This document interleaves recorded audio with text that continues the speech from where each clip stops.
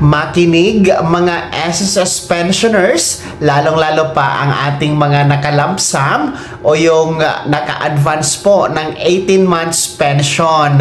Parami kasi po ang mga nagtatanong hinggil nga po dito sa papalapit na Disyembre kung ang atin bang mga pensyonadong nakalamsam ay kasama ba sa makakatanggap ng 13th month pension.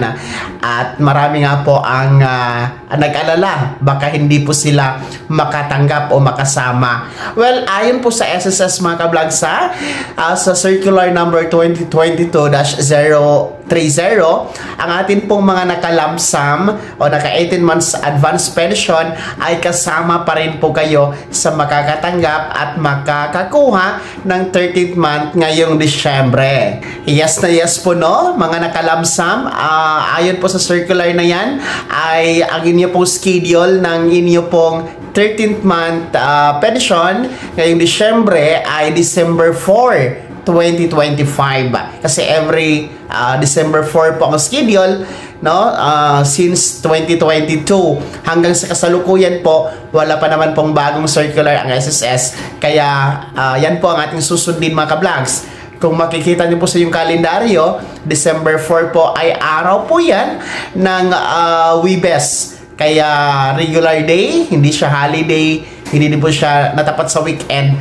Kaya aasahan po ang regular crediting for our mga nakalamsam o yung naka-advance ng 13th month. Kasabay niyo po ang mga nasa second batch, no?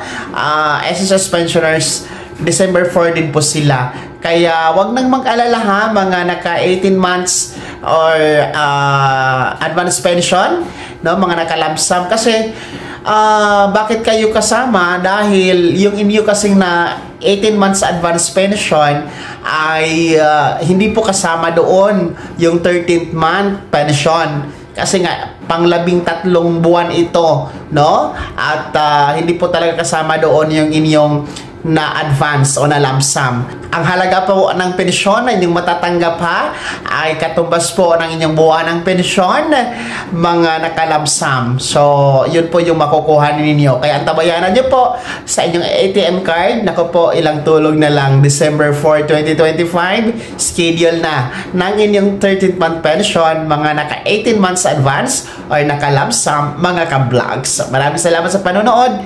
Huwag kalimutan mag-subscribe, i-click ang notification bell, ilagay sa all para una sa mga balita.